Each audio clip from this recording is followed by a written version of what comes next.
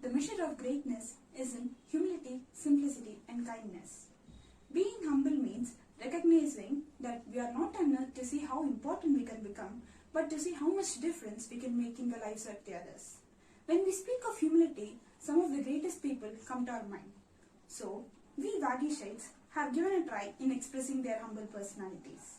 I am G. Shashvika of class 12A2 and I will be acting as Sudhamurthy. Hello everyone, I am L. Smriti of class 12A2 here to enact as Srimati M.S. Subbalakshmi. I don't know what virtue I have done to talk with the Queen of Music. Your voice almost has a divine power. Can you sing a song for me? Thank you very much. I am very grateful that people enjoy my music. Of course I do.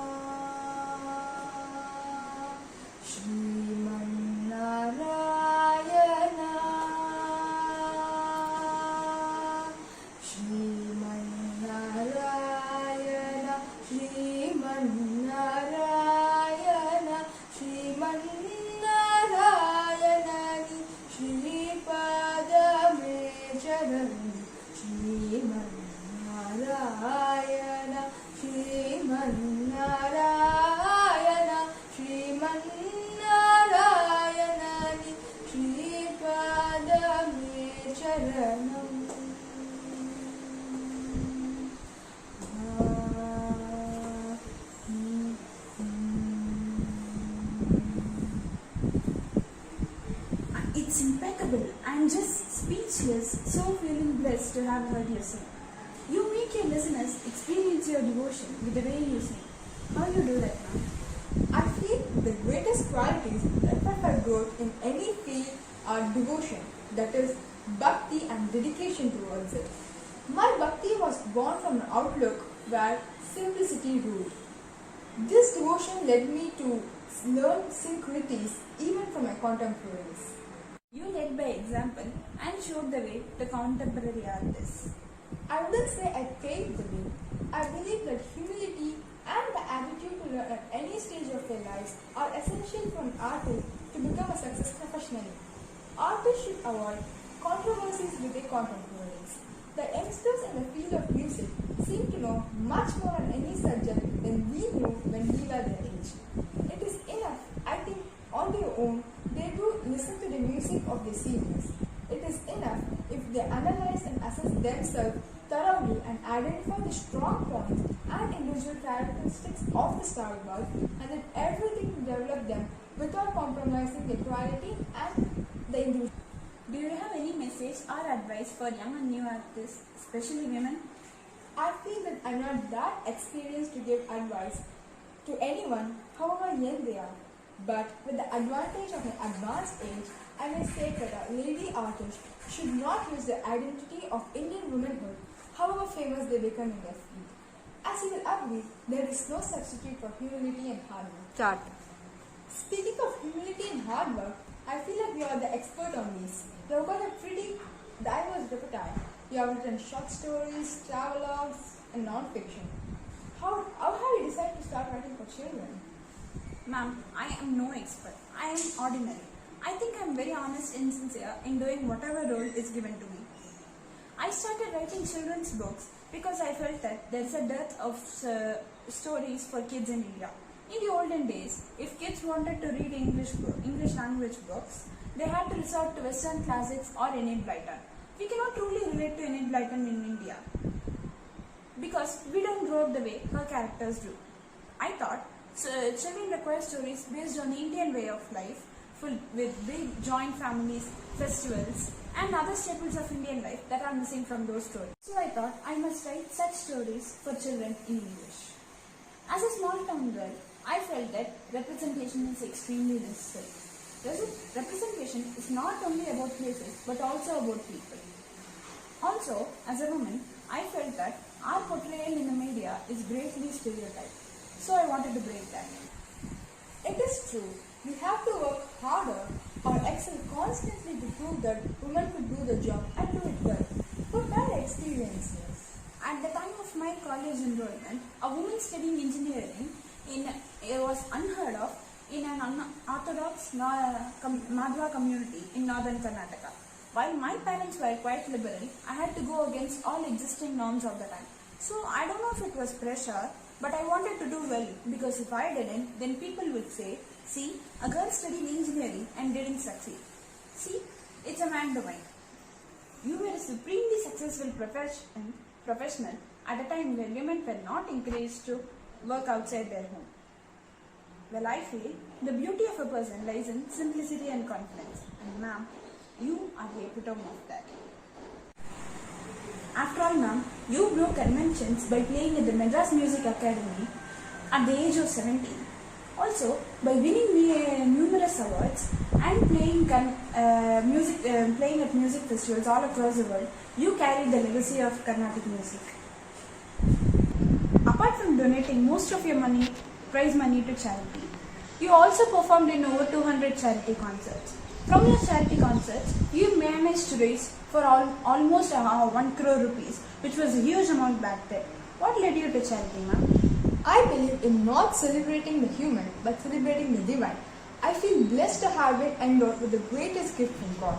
I nurtured it with care and used not as something which was mine, but also as His. And whatever I achieved through it, I placed it back at His feet by helping to the needy. This formed the motto of my life. Not only to earn, but to give. By doing so, I got to enjoy a state of fulfillment which a very few got. So, I started to do more charity concerts. But today, your contributions are much more prolific. You have dedicated your life to serve the underprivileged by empowering them. How did your interest in philanthropy begin? And how did you shift from teaching at university to charity? I can't recollect the first time I gave something to someone, but I can easily tell you that I was fortunate enough to be born in a family who was always giving. I was born in a middle class family for whom money wasn't a concern, but concern for people was important. Those were the things that were taught to me as a child and had been a big influence in my life. When I had given a gold ring as a 12-year-old to the people collecting money for our soldiers fighting the war in China, I had expected my mother to be very angry. But she said I had done a good job because she was aware of the cost the independence of our country came at. That encouraged me to do more in life. When my daughter asked me what my aim in life was when I was 45, I realized I wanted to do something for the society in a more formal way. That's so impressive, Sudha. I hope people understand the importance of serving and make this world flourish with kindness and prosperity. Agreed, ma'am. Giving back to society is essential. So, on behalf of society, I request you to sing Kurai Ondrum Illai. Kurai Ondrum Illai, Marai Murti Kanna, Kurai Ondrum Illai Kanna, Kurai Ondrum Illai Govinda, Kurai Ondrum Illai, Marai Murti Kanna, Kurai Ondrum Illai Kanna, Kurai Ondrum Illai Govinda. கண்ணுக்கு தெரியாமல் நிற்கின்றாய் கண்ணா, கண்ணுக்கு தெரியாமல் நின்றாலும் எனக்கு குறை ஒன்றும் இல்லை மதை மூர்த்தி கண்ணா.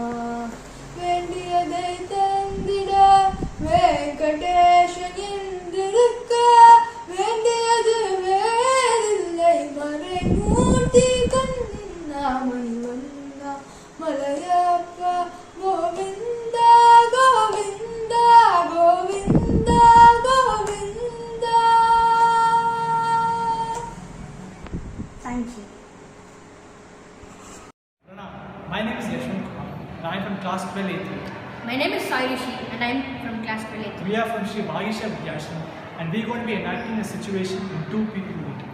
Now I am going to be enacting as Dr. APJ Abdul Kalam. And I am going to be enacted as Mr. Ratan Tata.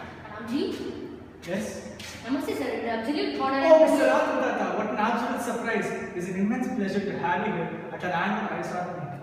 The pleasure is all mine, Abdulji. You are a pioneer in the field of science. Bharat Mata is proud to have a son like you, and we Indians are proud to call you our own. Oh, but if anything, India is so developed, this place in the international market, it is because of you. Your contribution towards the Indian market and industry is not something to be ignored. You boldly acquired Tata Motors, Tesla, Jaguar Land Motors, and even Chorus on your own. Before, Tata was largely an India-centric business, but now it's a global business with over 65% of the revenues coming from over 100 different countries. You were also the first to conceptualize the idea of Tata Nano Car. Because of that, India is in a global competition with various countries and various products. Because of that, economic India grew. And because of that also, Indian industries and Indian capitalists also got many opportunities.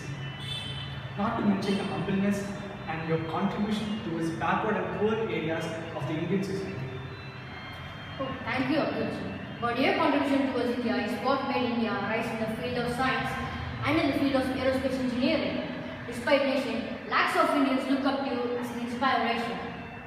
The creation of ISRO took India into a whole another level and made the Indians dream the impossible. The first satellites, missiles and rockets were only possible because of you. Not to mention your humbleness and your love for the Indian people. You took care of the health of the underprivileged and made health care accessible for all. Oh, but indeed we can agree on one aspect, Mr. Kaka. Which is? It's a support of our fellow Indians which made our dreams possible in the first place. Of course, Abdul, I agree with you. The youth of India are the future. I have no doubt they will take motherland to great heights and make it proud. Oh, very true indeed. I call upon Ratan Tata and Abdul Kalam to the podium. Shall we? Yes, please.